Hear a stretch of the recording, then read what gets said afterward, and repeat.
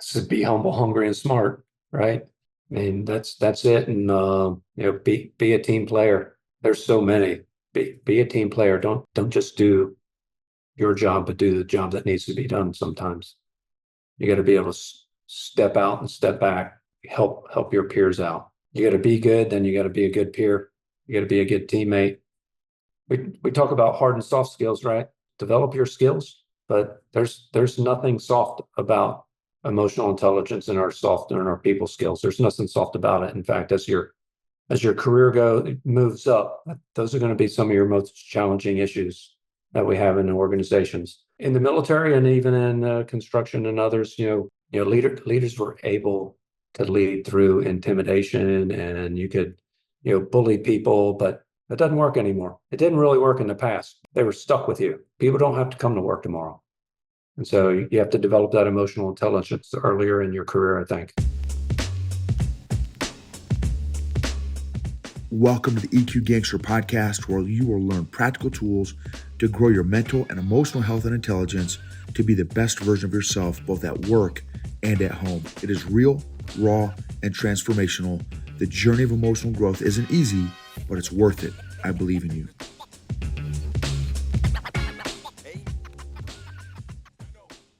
What's going on? Finally. How are you doing? I'm doing great, man. How are you doing? I'm doing good. Big Scott, man, I've heard great things about you. Oh no. There's a lot of Scots out there. Well, specifically you. So did you say you were an infantry captain? Yeah, I was the infantry guy. Yep. Okay. Long time ago. Back in let's see. So finished Ranger School in 97, got to my unit so March of 97 finished Ranger School, and then April of 97 got to I was first of the 325 in the 82nd with I don't know if you ever came across a guy named Dan Allen. He was my he picked me for FORSCOM. No. That's awesome. He was, and I still, it's been a while since I've reached out to him. So Big Dan, so he was my first battalion commander when I was a brand new cherry second lieutenant, and just an amazing leader, and kind of kept in touch with him throughout his whole career, and then also connected with his son, and then just recently, man, when was that? Last year, my business partner and I, Eric Lopez, he just retired 06, infantry guy also. He was at Campbell and then at Drum. He was at Regiment too, did a little bit of his time there too. But we did a speaking engagement on emotional intelligent leadership to 3rd Brigade at the 82nd. Ricky, oh man, I'll think of his name in a second. And Dan's son, Captain Allen, was in the brigade, so I got a chance to see him again, and it was super neat family. Fantastic. Wow. Yeah, it's amazing how everybody bumps into each other's in one way or another. Now, do you still keep in touch with Dan and Debbie at all, or no? No, not really. Okay. I could reach out to them, but not really. I don't. Yeah, sure. Yeah, it's good. When did you retire, Scott? November of 2017. So I was basically on transition leave starting in September, the beginning of September. Okay. 20. Now, were you infantry? What was your MOS? Yeah, it's funny story. I came in the Army. I was an electronics mechanic on a Nike Herc missile. It was nuclear capable, right? But old solid state stuff. And then I transitioned. Ready? I transitioned from when I re-enlisted, which I was lucky I was able to re-enlist, but that's a different story. When I re-enlisted for infantry and airborne. So I show up, I come back to the US from Germany. I go through jump school. I went through AIT for 11 Bravo. I get to the 82nd, the unit's in the field, right? And so there I am. And so I go through the replacement, I get to the unit, sign in, they're all in the field. And I'm at the orderly room clerk with my packet. And the orderly room clerk writes, going through my stuff, and he says, "Hey, what schools have you been to?"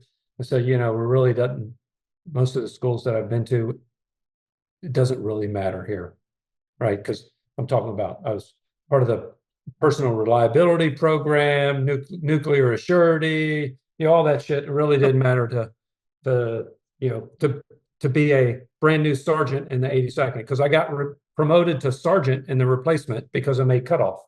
Oh, And so now I'm like a brand new sergeant, don't know shit. And so he said, what schools would you like to go to? I said, well, shoot, I don't know what's available. He says, well, we have Recondo, we have machine gun leaders course, and then we have Ranger School. I said, I had just read a book on Ranger School. I said, well, what do you got to do to go to Ranger School? He said, oh, you go down to I forget what field it was, but you go down in the field and take a PT test. If you pass the PT test, you're good to go. So I went and took the PT test and didn't tell anybody. The unit came back in from the field, so it was intensive training. So they came back in on like a Friday, and we jumped. So my first jump in the 82nd was into nighttime mass attack on Camp McCall airfield. And then we're in the field, and we were in the field for, you know, like almost a week, and the first sergeant came out to the platoon and asked the platoon sergeant, said, hey, where's new Sergeant Schroeder? So not only am I the least experienced infantryman in the platoon, right? Or least experienced leader in the platoon, because I just got promoted. I was also the least experienced infantryman. And wow. first sergeant comes out and tells the platoon sergeant, hey, where's that new Sergeant Schroeder? He says, oh, we got him right here. He says, hey, you have him pack his shit and go back. We got to get him his Ranger School physical. So I got to I graduated AIT in August, and I got to the unit somewhere near the end of August, and October the 1st, I was in Ranger School. I didn't know shit. Which Wow. which benefited me greatly because I had no bad habits, Oh, right. right? Sure. And so my philosophy after that was I went through straight through. All you have to do is be physically fit, right? Right. And Right. do what you're told, and you can Right. make it. You can make it through. That's right. Um, That's right. So you graduated. So you were a Winter Ranger. So you graduated in December then, right? Before yeah, the break? it was fucking horrible. Yeah. And that's I when went. I watched a puddle freeze in Dugway, Utah. I watched it crystallize. We were getting ready to do a jump, and I'm sitting on, the only thing I had between me and the fucking ground was my 1950. Right? And I kind of laid on top of that while I'm watching this puddle, and you could see it, all the crystals start to come together. I'm like, wow, this is really neat. Oh man, that's amazing. That and what year was that, Scott? Do you remember? 87. Wow, that's awesome. That is awesome. That's amazing. I started in January of '97. Okay. Is when I and then finished in March of '97. So yeah. And my best Ranger School story is we're in the mountain phase. It was cold, and and we're in the planning phase, and so I got put on a water detail, and I went out, and we went out and found some water, and we also found some sun. So while we found some sun and we had some chow, and so we took our time because they're doing fucking bay planning, right? So we Right. took our time, came back, and when we got back, they said, hey, they did the leadership changeover, and they made me the PL, and it was cold as crap. And so I'll make this story quick. But anyway, I said, okay, I'm gonna let's get the squad leaders in here. I'd like to make the planning platoon leader my RTO. And then we just did a quick brief, and did a quick order, did a quick brief, and then we moved out. Not even, people were still in the patrol base. We hit the first linear danger area. I'm like, okay, keep on going. Don't stop. Just blow through it. Next one. We were going across that one when we hit the next one. Keep on going. Just keep on going. We got to the top of the hill. It was freezing ass cold. All right. I mean, it was cold. The wind was coming. It was just cold as shit up there. And And I did the 5-point contingency plan. We're getting ready to go on the leader's recon. And I told the assistant patrol leader, I said, okay, gave him the, gotla. And I also told him, hey, put them in parkas, take the hoods off, put it in the rucksack. And I said, hey, while we're out, get our parkas out, have them ready for us to put on and have us ready. We're assaulting in parkas. And when we finished that, it was so cold. There was a fire. It wasn't hard to find the OPFOR because there was a big ass bonfire on the objective. Because it was real. When I say it was cold, it was really cold. Now, this was Utah. Where was this at? This was in the mountain phase. Oh, you're in the TVD. Yeah. It was cold. Okay. And so when we finished, we did actions on. We finished and we did the AAR around the fire. Then they brought trucks in. It was so cold they brought trucks in and took us back to the rear. Wow. And that was my PL go. And I attribute that to being decisive on blowing through those danger areas and putting them in parkas. Oh, sure. That's what I attributed to. I don't know if that's what our eyes attributed to or not, but that's awesome. So you had movement to contact and actions on the objective. Well, we didn't have movement. We didn't do. Yeah, well, we did. We just did the. You did the movement. We did a movement and then actions on the objective. And then actions on. Yeah. Okay. Wow, that's awesome. I mean, and those are great. Those are great decisions, right? I mean, great. That's great. That's awesome. Didn't know shit. I come back and there's no, like at that time in the 82nd, there was only one other enlisted guy in the company was Ranger qualified, and he come from 1st Battalion. Wow. And what brigade were you in? I was in 2nd Brigade. I was in the 505th.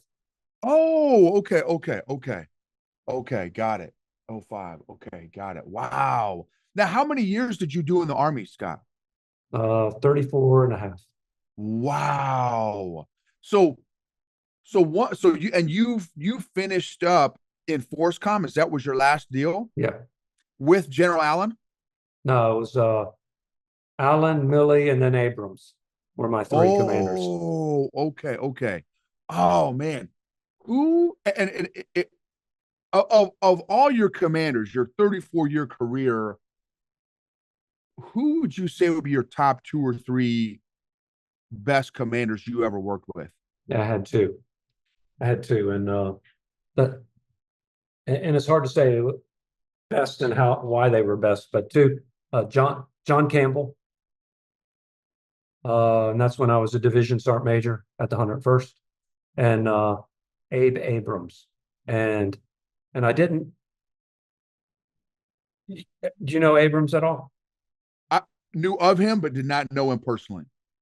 So I had met him before when he was the division commander at 3rd ID, and I was the IGC sergeant major, and really we didn't have very many interactions. And I'd heard stories about him, like you're either on the train or you're either on the Abrams train or you're not on the Abrams train, and so I'd heard stories, but I didn't know anything. So when he got announced, he was still in the joint staff, and when there was a 3 and 4-star conference, and I went down, and when we had our first break, and I congratulated him on getting selected to come to FORSCOM, and I asked him, I said, congratulations, it's a great job. We got a great staff. It's fantastic organization, great people. And then I asked him, so do you have any plans? Do you have any plans to bring a different sergeant major in? Because I just need to know so I can make plans for the future if you want to go a different direction. And that's the only time I've ever seen that guy on his heels. Like, what do you mean? But it was he was fantastic to work with. And why? Well, he was so smart, but he was Army smart, like military smart. He knew he listened.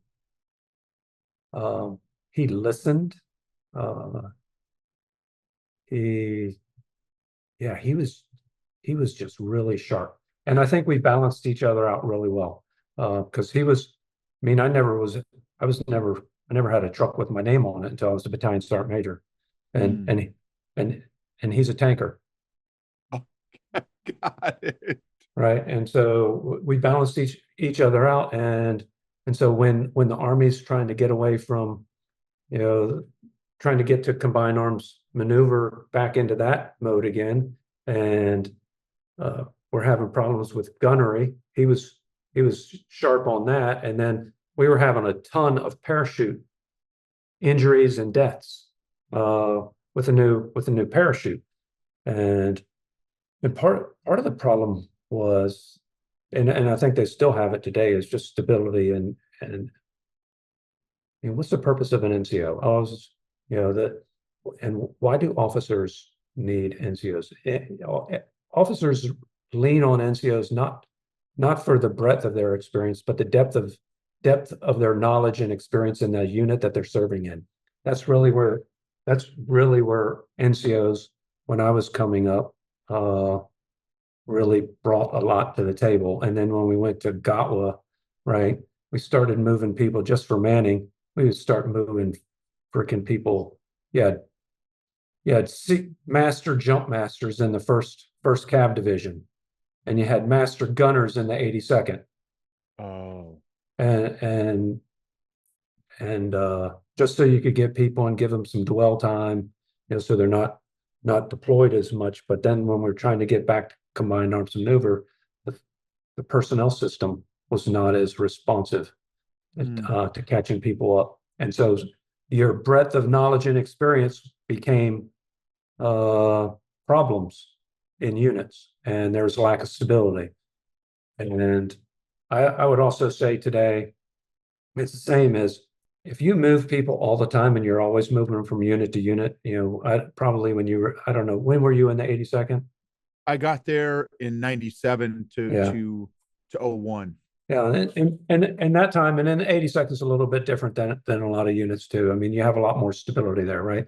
And so if you're moving all the time, makes ownership, when you're there all the time, it makes ownership easy, right? If you're moving all the time, why are you going to invest in developing deep relationships with people while you're there? It takes time for those relationships to develop and have ownership over the people, over the installation, all your property that you have there, the barracks, to develop a sense of pride and ownership in that, your equipment, your community. And when you move people around a lot, they don't take on that ownership. It's like driving, the difference between owning a car and renting a car. Right. Sure.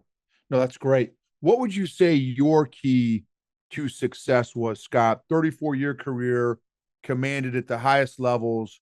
What was your key to success?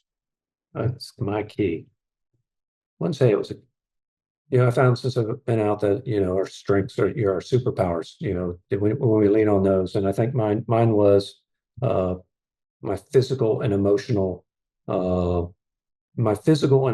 endurance. And I never thought I was the smartest person. So I think the one thing is going to Ranger School really helped me, because I came back and I was very confident.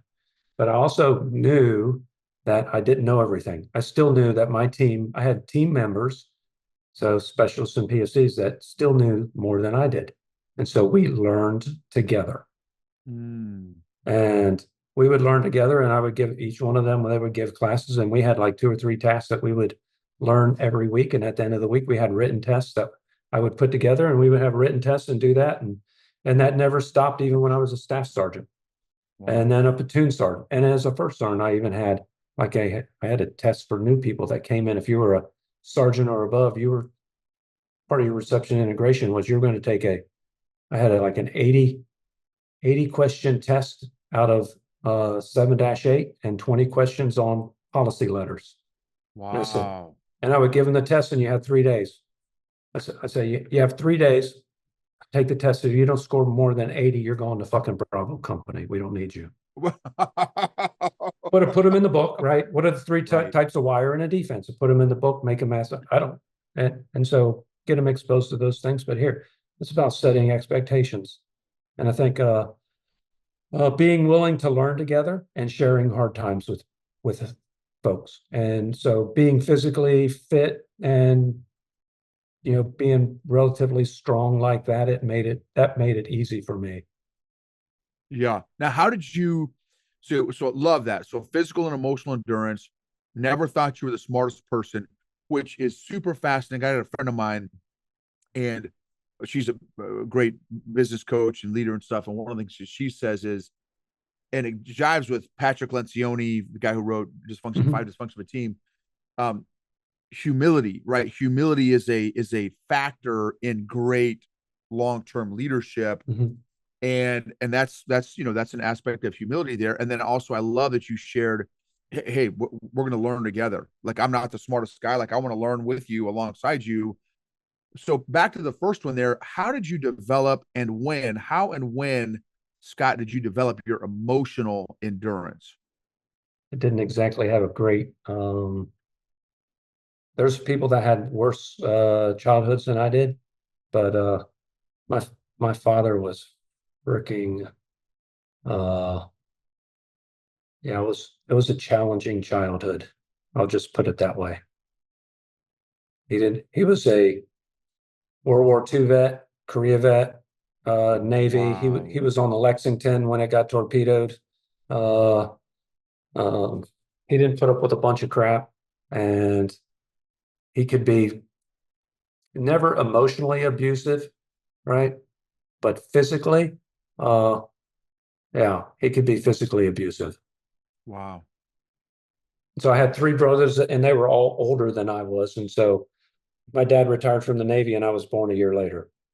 Wow. So he was tired of messing around with kids, and Got there I it. was. You got the receiving end. Yeah, well, yeah, my brothers got to share the pain with each other, right? Because they were close together in age, but then I was by myself, right? So Wow. Yeah. Yeah. Yeah. That's no joke. That would definitely develop some emotional thick skin, resilience, probably, yeah, all that. That's insightful. How, Scott, so one of the comments that you had made when you scheduled the time that'd be good for you, and I love this phrase that you put, is discussing the discussion on leveraging emotional intelligence for accountability. I love that. What for you is the relationship between emotional intelligence and being able to hold each other and maybe yourself accountable? yeah, and I think you reached out to me. I had posted an article a while back on that topic, right? And you mentioned that, and so um, that's why I put that in there, just to kind of jog our memory about why you initially reached out, I think. And so ask the question one more time: emotional intelligence and accountability. Yep, the relationship.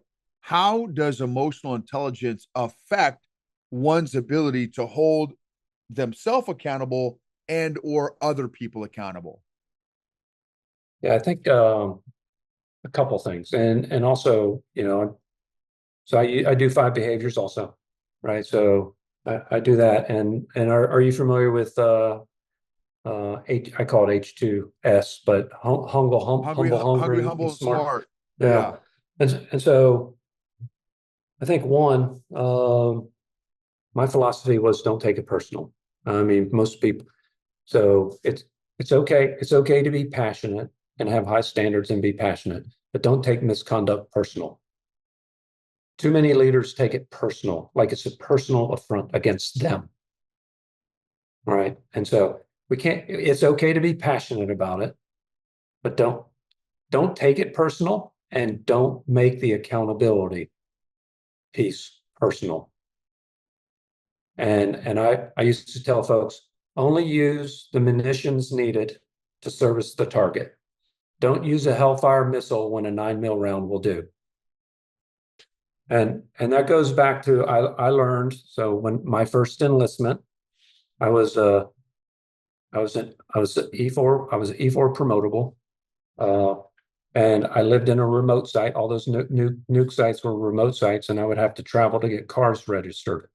Right. So I just bought a car, and I was trying to go to Gießen to get it registered in freaking winter and getting in the back of a damn 5-ton truck to freeze your ass off to go get your car registered. I went out and took the trash. No, but I went out to take the trash out one morning, and what do you know? There was a set of USERA license plates in the dumpster. It was a sign. So I just pulled those out and bolted them on my car. And I was speeding, and I got flashed, and the Polizei found out, and they sent the the information to the MPs, and the MPs tracked it back to me. And then I had to go down to Gießen to the MP station for that. And so I went to the commander, which is the detachment commander was still, or the group, yeah, detachment commander, that I was still separated from my team. So I didn't know him, right? It's a different place from where my team was. I went to see him for it was my re-enlistment counseling and my Article 15 at the same visit. And so the first meeting was my re-enlistment counseling, and I'm E4 promotable. And he said, he asked me what I was planning on doing on re-enlistment. I said, well, I'm considering re-enlisting for, the infantry and airborne, but it kind of depends on our next meeting. If I walk away as a PFC, I'll understand, and I'll just cash it in. I'll cash in and go home, right? And I understand that. So, and then I went in for my next meeting, and he gave me a verbal admonishment, and I think that's what really kind of, if you have the authority to take care of something, use the least amount of munitions that you can use. When I saw people, when I was a first sergeant, and people would, we administered a lot of, what the heck were they? Not company grade, but the lower level than company, but they can be issued at the company. The heck were they? Anyway, Article 15 that you could just write hand jam and get it done. Yeah. And but if somebody put one of their troopers in for an Article 15 as a result of disrespect or some type of behavior like that, okay, well, your NCOs from your platoon are going to supervise this extra duty. This is not going to be the CQ's responsibility. And so trying to get people to, discipline their own at the level that's appropriate. Okay, this is okay, Scott. You've worked with and led thousands of men and women in your days. How did you deal with low EQ leaders? Oh, dude, I was an low EQ leader, right? I wouldn't say I was low EQ, but I'm much more aware now than I was. I wish I would have paid a lot more attention to it. In fact, I was talking to a group yesterday, and I would tell folks, we talk about clarity. Or it's talking about, I've put together this program for leading through intent, right? But nothing more than mission command. Requires clarity, alignment, and engaged leadership. And I used to tell folks, on clarity, I used to tell people, I can't say this any more clearly. I can only say it louder. And I was wrong. One, I could say it more clearly. I just didn't understand how they needed me to communicate to them. And so where I could communicate with a good group of people, but there was a certain population that not necessarily challenged me. It was challenging for me, just like anybody else. And in the military, you do those assessments, but you don't get any. I never got any further than this tells me about me. It doesn't tell me about how other people see me, and it doesn't tell me about other people's needs. And I would say I'm much more aware and capable today than I was. And so even though I was relatively successful in the military, I mean, I left some people, probably left some people behind that I probably could have pulled along and been better, if that makes sense. Yeah, of course. No, absolutely. Absolutely. If and you may have kind of already shared the answer that you're going to share again, but I'm going to ask it differently to see if there's anything else that comes up here. What would you have done differently as a leader if you were to start it all over again? Yeah, I would have been a much better coach. And instead of telling people how to do things or what to do, I would have helped them develop their own solution, because now I've realized that the learning happens much better and you get a much better result when you let folks develop their own solution, because when they develop the solution, they own the outcome, right? And when I give them the answer, I've given them an excuse. So if shit doesn't work, right? Well, Scott, this is the way Scott told me to do it. And so I would have been more patient. I would have been more patient, and I would have developed a much better coaching mindset. That's awesome. Absolutely love that. So now you've been out for, you said, since 2017. Now you're working with the proximity group as a coach consultant, is my understanding, right? Right. What so in your experience now in the corporate world as a coach consultant, and you already shared some great insights already, but again, I want to see if there's anything different that comes out with this question. What How would you define an effective coach or leader developer now from the perch you have today versus 7, 8 years ago when you were still in the Army? As a practitioner, or as a coach, as an outside coach, or as a leadership, as a say I'm in construction as a construction manager, I would say that both, coach. Okay. from both perspectives. I think one, as a consultant, one, you can't lean on your biases. I think sometimes it's better not to have experience in the field that you're working with, because then you have to ask better questions. You got to go deeper. You can't pretend like you know everything. I think once you believe that you know what's going on, that those biases pop in, and it causes you to fail to ask the right questions. And I think that's one of my strengths. One of my strengths is because as I moved up, especially in more senior levels, there's no way that I know.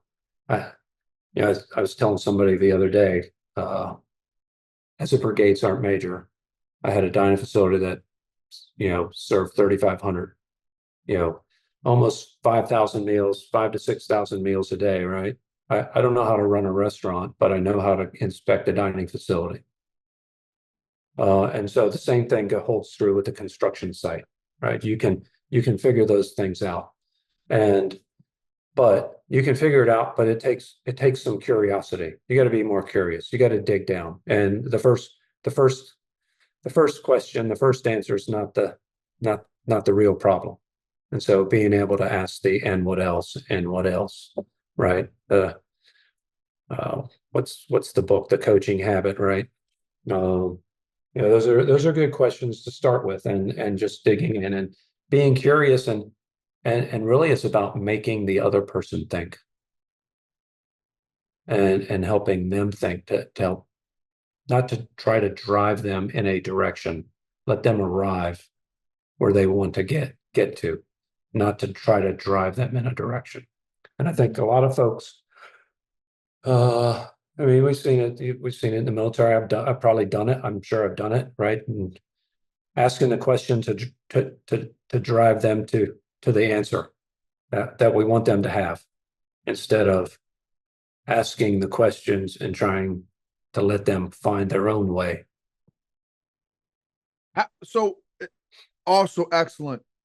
100% agree with you, Scott. How do you do that? I've found I've been coaching for 20 some years. It that it's excellent and it's right. I have not found it myself always easy to do, Mhm. right? To let go of my biases.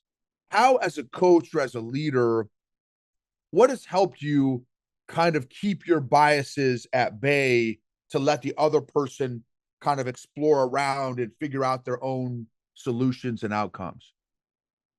I mean, I don't understand. I can't understand and feel everything that they feel every day. And so realizing, not being a judge, stepping back and trying to remove all judgment. And once that starts to creep in, realize that it's creeping in and check myself. Or if I'm feeling like judging, then find a way to ask a question, or don't address it. Sometimes don't even address it, but other times it might be appropriate to address it. It depends on the relationship and with the person that you're working with. And if you're a coach, you get to know the person well enough where you can say, help me understand this. Help me understand this, and maybe not tell them exactly how you're feeling, but depending on where you are, you can Yeah, with them. that's great. What, Scott, what have you found to be an effective tool or exercise to help leaders grow their emotional intelligence or their self-awareness? I don't focus on just the emotional intelligence piece. So I mean, that is a piece of what I do, and I am kind of simple, I try to keep it simple and help repeat it. So I use DISC, right? And I like DISC. There's a lot of others. I like DISC because for me it's easy to apply, right? And I think it's easy to apply, and you can see how it works in different ways. You can't do a one and done. You got to revisit it, and you have to remind people, and you have to send them, and they have to think about it. And I think just asking the questions when you do between teaching and coaching sessions, uh, I have found that like a single workshop doesn't work. I try to avoid a single workshop and like a one and done. I would rather you know get it get in a program where we have a couple workshops where we build relationships, and then the coaching sessions are in between the teaching sessions, and then asking those questions and figuring out where they want to go, and how they're using it, how they're examples of how they've used it, their emotional intelligence. Love it. Okay. This is so I'm going to ask you this question and then I'll ask you, like, how do we, tell us about the proximity group and how to find you and how to follow you, how to connect with you for the listeners and the audience and stuff. This is I'm finding this come up in almost every client that we have at multiple or at least one or two different levels within the organization. And it's such a fascinating leadership challenge and opportunity is leading up. So in your, again, decades of leadership, Scott, how what have you found to be the most effective ways to lead up if you have one or two or multiple levels of leadership that are either weaker leaders than you or lower EQ leaders than you? In the military or outside the military, or both? Let's do both. I would say, I had a client come to me, or a potential client come to me, um, a while back, and he he had an ops guy. So it's a log company, and his operations manager was he called him toxic, right? He was talked down to people, didn't care for their feelings. He treated them like crap, right? And I asked him, and this is the owner of the company. I said, well, he asked me if I could help, and I said, I don't know. Let me ask you three questions, and if you can answer yes to all three questions, I might be able to help you. One, does this gentleman understand? Does he understand uh, the impact of his behaviors? Two, is he willing to change? And three, does the team have the grace to accept him if he does change? If you can answer yes to all those, then I believe I can help you. If any answer is no, there's no way I'll never be able to help you. And so I would say first, does the person, do those individuals up there, are they open to feedback? Because, not everybody is. And are they willing to change? Can they see? Are they able to, do you have the ability to show them the impact of their behaviors? And then, and then are they willing to do something about it? Is the juice worth the squeeze? And if that doesn't work, then sometimes you have to go around and do a flanking maneuver. And so yeah, I have a couple examples of that. If you were to ask me my greatest failure in leadership, I would tell you when I was working with a nonprofit. I was a national director for a nonprofit, but the president of the company. I had one of the divisions. So I had 10 direct reports and 60 volunteers. And if you want a leadership challenge, 60 volunteers is a leadership challenge.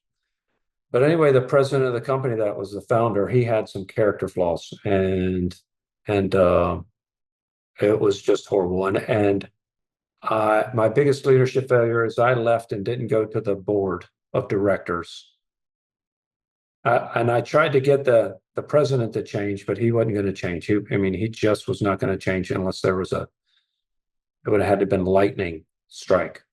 And even the board, after I left, the board asked him to step down.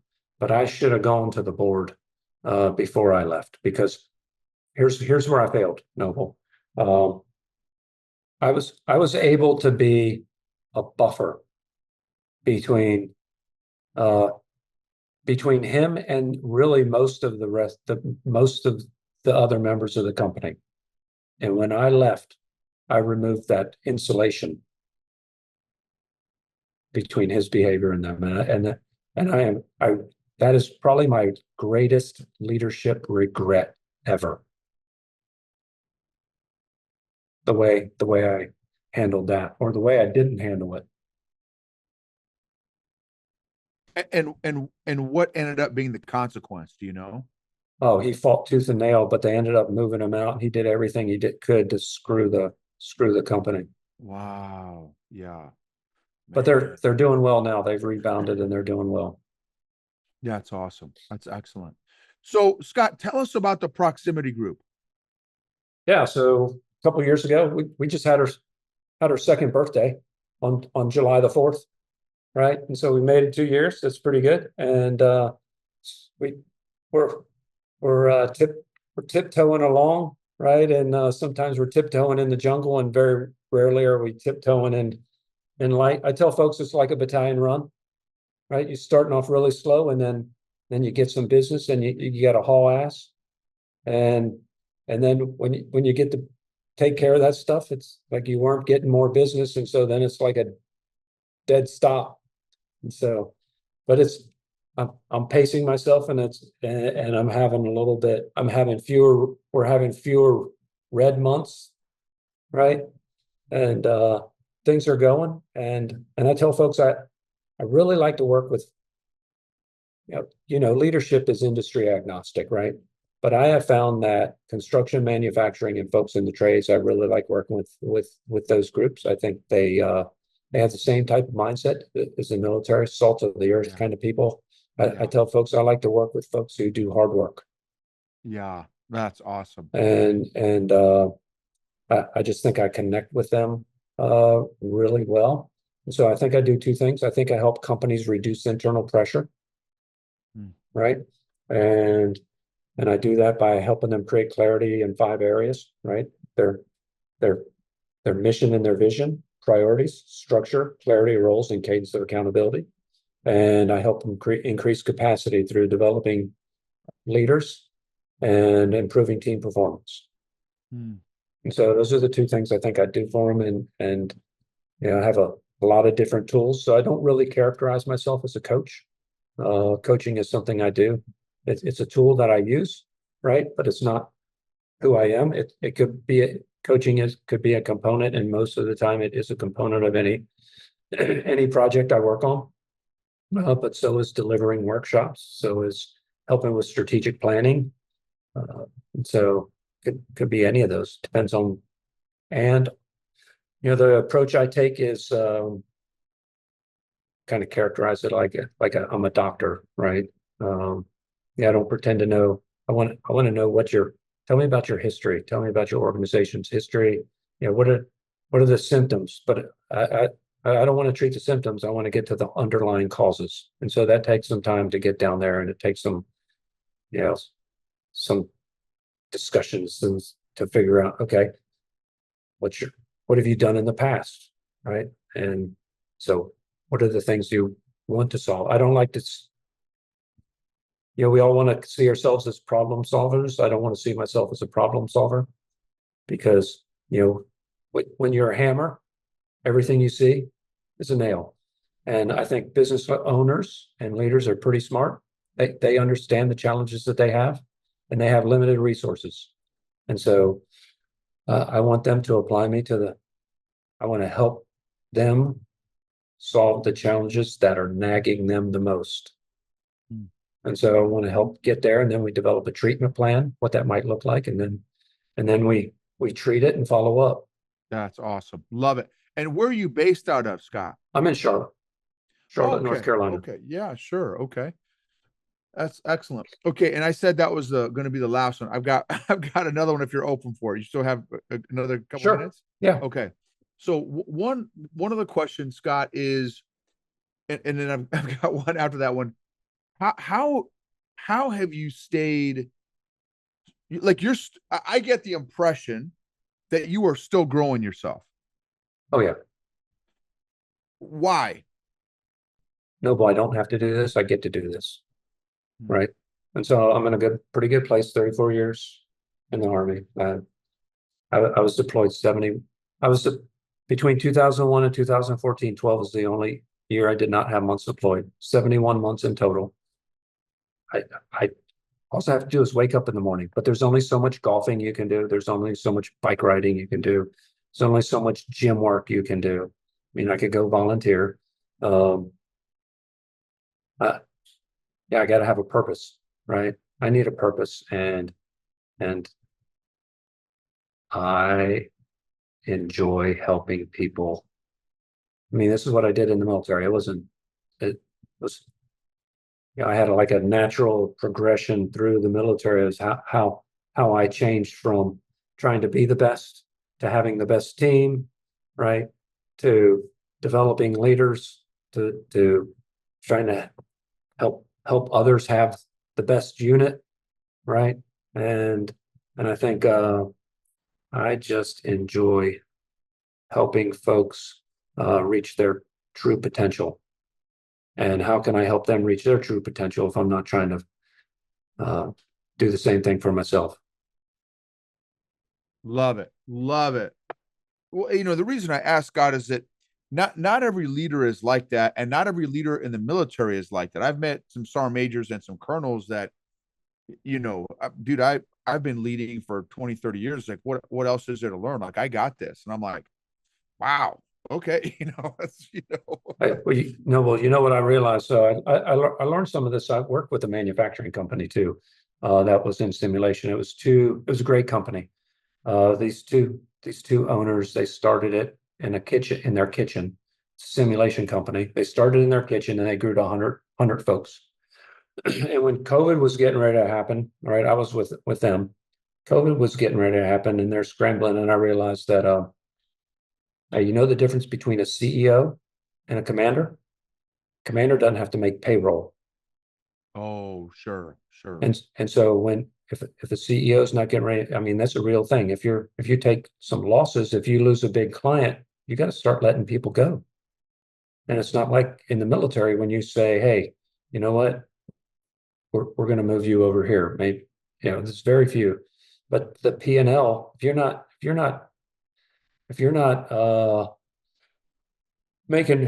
able to make payroll, you have to let people go. And if you have to do that enough times back and forth, people will get scared and they're not going to want to join your organization. It's going to be hard. And so that's a real thing. And budget and having a budget. Most commanders don't have budgets. They have spend plans. Mm. I mean, commanders do great things, but it's different than that type of leadership outside. Yeah, yeah, that's great. Great point. Okay, this is for the last question. Okay. What advice would you give to young leaders that want to have a successful leadership career? To be humble, hungry, and smart, right? I mean, that's it. And be a team player. I mean, just don't. There's so many. Be a team player. Don't just do and don't just do your job, but do the job that needs to be done. Sometimes you got to be able to step out and step back. You know, help your peers out. You got to be good, then you got to be a good peer. You got to be a good teammate. We talk about hard and soft skills, right? Develop your skills, but there's nothing soft about uh emotional intelligence and our people skills. There's nothing soft about it. In fact, as your career moves up, those are going to be some of your most challenging issues that we have in the organizations. And and in the military and even in construction and others, folks, leaders were able to lead through intimidation, and you could, bully people, but it doesn't work anymore. It didn't really work in the past, but they were stuck with you, right? People don't have to come to work tomorrow. And so you have to develop that emotional intelligence earlier in your career, I think. That's great. Excellent. Scott, can't thank you enough for your time and your insights and your wisdom, brother. Thank you. Super excited to get this out to the audience and let them get a chance to hear from you as well. Uh, Fantastic. Hey, no, I really appreciate you having me, and that was fantastic. Thanks a lot.